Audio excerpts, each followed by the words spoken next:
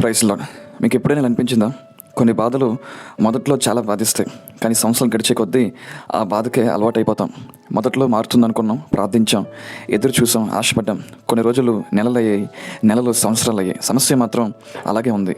ఆర్థిక ఇబ్బందులు కావచ్చు, అనారోగ్యం కావచ్చు, కుటుంబ సమస్యలు కావచ్చు, విరిగిపోయిన సంబంధాలు కావచ్చు. చివరికి మనసులో ఒక మాట అనిపిస్తుంది కదా, ఎన్ని సంవత్సరాలు గడిచినా నా జీవితం ఇంతే అని.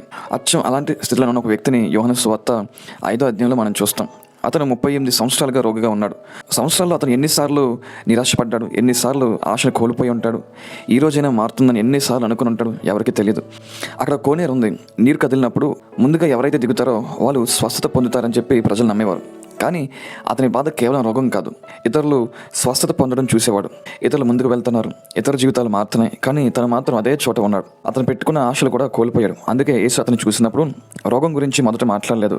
నీవు స్వస్థపరచబడుకోవచ్చున్నావా అని అడిగాడు. ఎందుకంటే కొన్నిసార్లు బాధ కంటే ప్రమాదకరమైనది ఏంటంటే ఆ బాధతో జీవించడం నేర్చుకోవడం. నువ్వు ఎదురు చూస్తున్న కాలం దేవుడు మర్చిపోయిన కాలం కాదు. నువ్వు నిశ్శబ్దంగా ఏడ్చిన ప్రతి రాత్రి, నువ్వు విరిగిపోయిన ప్రతి క్షణము, నువ్వు చెప్పుకోలేని ప్రతి బాధ దేవునికి తెలుసు.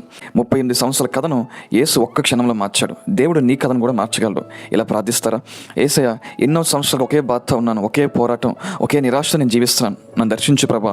నా జీవితం ఇంతే అనుకుంటున్నాను. నా హృదయాన్ని నువ్వు బలపరచు, నాకు సహాయం చేయు. యేసు నామములో ఆమేన్. దేవుడు మిమ్మల్ని దీవించునుగాక.